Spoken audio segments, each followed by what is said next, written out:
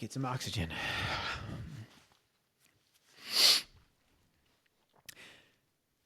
If someone were to ask you right now what your values were, would you be able to tell them without having to think very hard about it? What is important to you? Is there anything outside of yourself that you're anchored to? I've known a lot of people in my life that are kind of agnostic to everything. Their politics are based on who they think is stupid, and their moral code is based on what most everyone else around them is doing. And generally, they don't seem to have anything in their lives that they would really fight for if it came down to it. These are what I would call unanchored people. I think a good way to figure out if you're an anchored person or not is to ask yourself if there are any principles or values you would be willing to die for, or at the very least put up a fight for. Would you die before betraying someone's secret because loyalty matters to you? Would you die to prevent a criminal from dying because mercy is a value that you hold dear? Would you die fighting for freedom before allowing yourself to become a slave?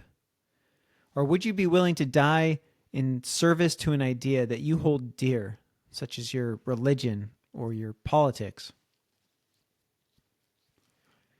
The problem with just floating is that your whims and your desires become your guiding star. I mean, this is an okay strategy, I suppose, for satisfying wants, but it's a bad strategy if you ever hope to feel fulfilled. See, the thing about feeling fulfilled or even satisfied with your life is you have to have something to fulfill or to satisfy. People like to feel like they're doing something good. But to do something good, you have to know what good is. And if you have no real opinion one way or another on how you should live your life, then how can you ever hope to fulfill what does not exist? I feel good when I see my children well-fed, well-dressed, and properly loved because I believe it's a parent's duty to take good care of their children. I feel fulfilled when I build things because I believe we should be industrious with our time. And I especially feel fulfilled when I stick to the values I hold dear, even when circumstances make that hard. Apathy is one of the best strategies for avoiding the pain involved with caring about something. But you inadvertently choose a different kind of pain that has more permanence once it settles into you. It's a kind of long-lasting pain of emptiness that sinks into your bones. When you choose apathy or nihilistic thinking in your life, you're choosing the pain of never knowing joy or the feeling of a job well done because well done doesn't even exist in your world. Joy and contentment is reserved for those of us that stand for something in our lives. The beautiful thing about choosing to adhere to a moral code is that even if you lose, you win. Do you think that those people that drop everything to commit to a religion or to live by an ideal are missing out? Far from it. Those people have the privilege of feeling joy because they have the opportunity to live by a difficult standard that they can fulfill. And doing hard things when there's a purpose driving it brings us joy.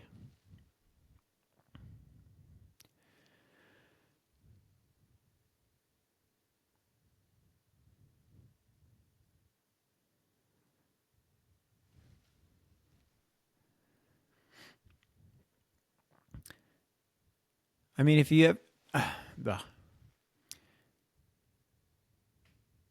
have you ever asked somebody that has given something up, like alcohol or some other kind of addiction? I mean, if you ever asked them if they felt better or worse, I mean, almost every single one of them says that they feel better, and they only really ever relapse when they're feeling terrible. I'm not sure if I want to keep that sentence. Let's just get rid of that. That needs to be fleshed out some more. I would say the religiously committed people that actually succeed in following their beliefs to any degree, probably feel better than most everyone else. And you should probably be jealous of them. Now, of course, if you believe a thing and don't adhere to that belief, I want to say that again. I don't think I said the word right. Now, of course, if you believe a thing and don't adhere to that belief, you will indeed experience guilt, which is another reason that I think we sometimes like to gravitate towards apathy.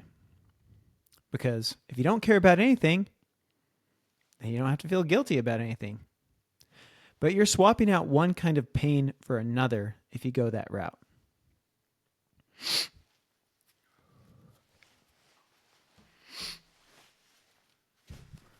Un momento.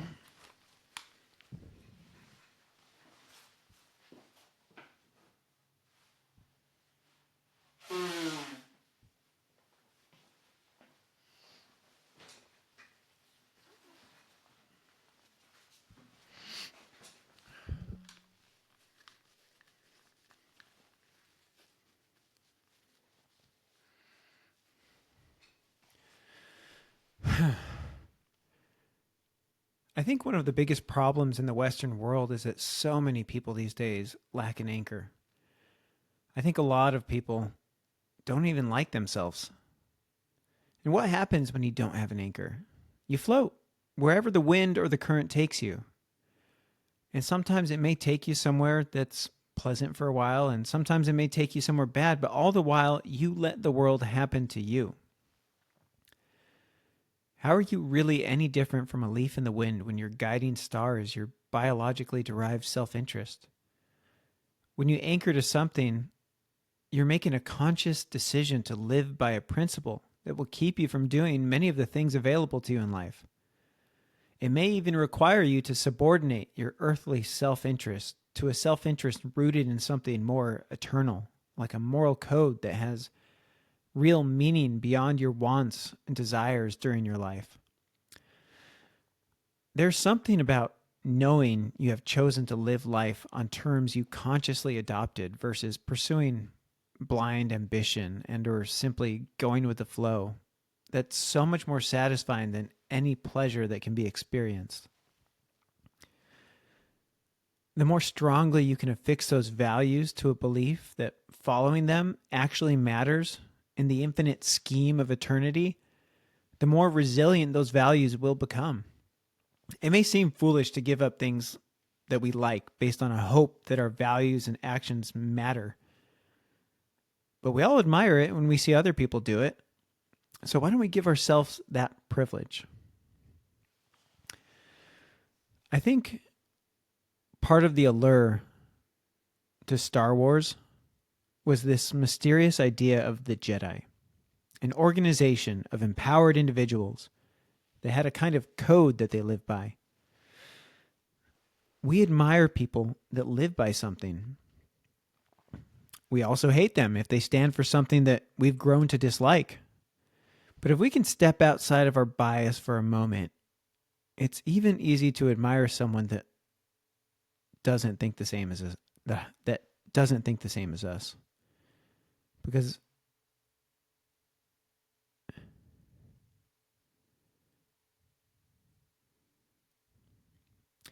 people that have chosen to anchor themselves to an idea or a principle are living consciously. Now, if you have a bad taste in your mouth for religion, it's easy to think poorly about the people that commit to one. If you think vegans are stupid, it may be hard for you to admire that many of them are doing it out of compassion. If you're a Muslim, you may think that Jews are the worst. And if you're a Jew, you may think Muslims are the worst. And if you're a Ukrainian soldier right now, you probably hate the Russians. And if you're a Russian soldier, you probably hate the Ukrainians. Regardless the reasons, though, most of these groups do it based on a commitment to some ideal. Jews, Muslims, and Christians are committed to pursuing and fighting for the moral principles that they believe are right and good. Ukraine and Russian soldiers may be acting out of love of country or loyalty. And whether a person stands for things that I reject or embrace doesn't diminish the beauty of a person that lives according to their values.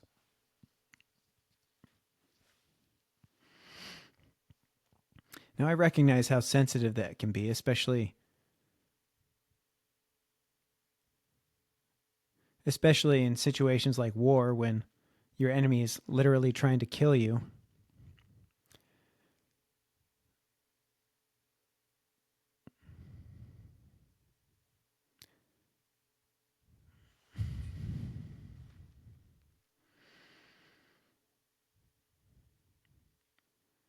But if you can step outside of that for a moment, you might be able to appreciate and admire somebody that is living by a principle, even at the risk of their own life.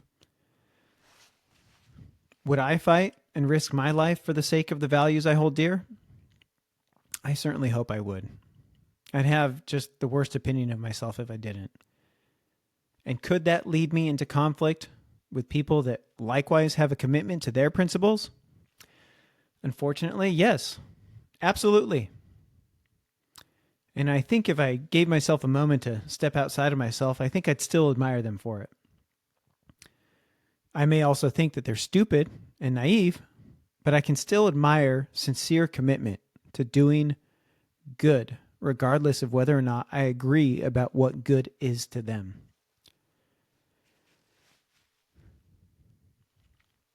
People that are unanchored may be easier to pacify and may be less inclined to fight, but I would rather spend time with someone that cares about something, even if that means we end up fighting. You're probably more likely to achieve world peace the more nihilistic and apathetic the general population is. But even if it means the possibility of world peace flies out the window, I would choose a world full of passionate people, even if they sometimes fight each other. Is a life with no passion and no commitment to something even living at all? That's just not a story worth reading. So where do you fall? Do you know what matters to you? Have you tried to figure it out? What if you simply don't believe there's any meaning or purpose to our lives? Well, I think I'd say that you're better off choosing something to believe. If you have to, write down a code that you want to live by and choose to believe that it matters in the grand scheme of eternity. And do it because living a life without principles or purpose is hell. You may have moments of pleasure and you may experience moments of happiness, but you will never be able to feel the day-to-day contentment that comes when you live by a set of principles. Living life without an anchor is not living life at all. It's like relegating your free will to the whims of your body and mind, which effectively makes you a slave to them. You may have the freedom in your life to make choices, but if you won't use that freedom to make choices about how you live that life, can you really say that you even have freedom at all? So I love my life. It's been fairly hard for me on more than a few occasions, but I'm satisfied for the most part with how I've chosen to live it.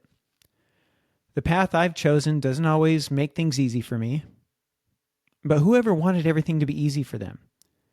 Because it's persevering in spite of hardship that lets me feel good about my life. So don't let distractions placate you. You don't have to settle for crumbs when you can have the whole cake. Find something to anchor to, because life without an anchor is gray and dull, and dependent on the happiness you can eke out from momentary wins and pleasures. But when those are gone, you will be empty. Happiness is what you get when you win a prize, and joy is what you get for a life well lived.